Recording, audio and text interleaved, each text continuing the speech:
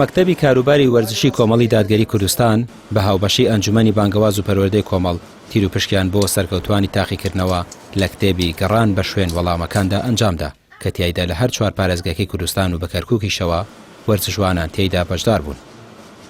مەکتەبی کاروباری وەرزشی بڕیارێکی لە مانگی حەوتدا بۆ تاقیکردنەوە لە کتێبی گەڕان بە شوێن وەڵامەکاندا بەرەنجام یاخود مەبەست لە ئەم کتێبە ئەوە ئەگەڕێتەوە بۆ ئەو مەبەستێک کە وەرزشکاران و وەرزش دۆستان ئێمە چۆن بتوانین لایەنە ڕۆحی و پەروەردەیەکە ئاوێتە بکرێ بە لایەنە یاسایی و ئەو باس و خواسانی بەتابێت لە ناو خودی وەرزشکاران لە بابەتی کردداری عملی ئەنجام بدرێت.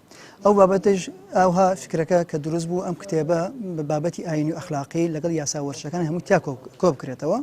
کۆکردنەوەی کۆی ئەو بڕگانیش کە لە ناو خودی کتێبەکە هەیە پێگاتووە لە 275 پرسیار. ئەم پرسیارانەیش هەمووی پرسیاری کورتن لەگەڵ وەڵامەکانی لەگەڵ یاەتی.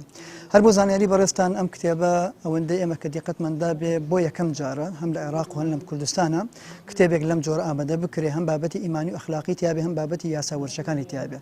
باس و مەبەستەکەش لەوە بوو کە ئێمە چۆن بتوانین ئاستی هۆشیاری وەرزشکاران و وەرزش دۆستان لە ڕێی ئەم کتێبە و بابەتەکانی دیکەوە بەرزکرێتەوە. ئەلحەمدولیلا ئەوەی کە ئەنجام درایمە لە 5 دەستکرا بە تاقیکردنەوەکان لە 15 شار و شارۆچکەی کوردستانە لە هەر چوار پارێزگاکە بە کەرکووکەوە کە 5 پارێزگاکە تاقیکردنەوەکان ئەنجام دران کە سپاس بۆخوا نەتیجەی باش بەدەسات بۆی ئەمڕۆکە لێرە کۆبوونەتەوە بۆ ئەنجامدانی تیرۆپشک لەسەر و خەڵاتەکانی پێشبڕکێکە بریتی بوون لە سەردانی ماڵی خودا و چەند خەڵاتێکی دیکەی مادی و لە تیرۆپشکەکەدا ناوی سەرکەوتوان لە ڕێگەی چەند سپۆنسەرێکەوە ڕاگەیاندرا.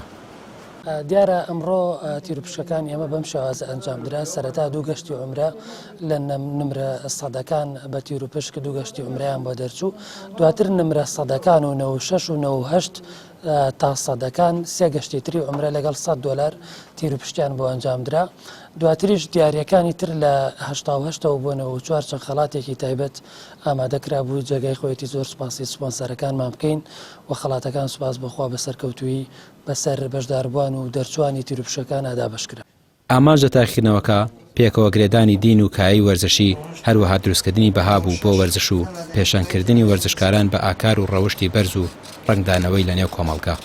ڕامیار عوسمان، کەناڵی پەیام، سلێمانی.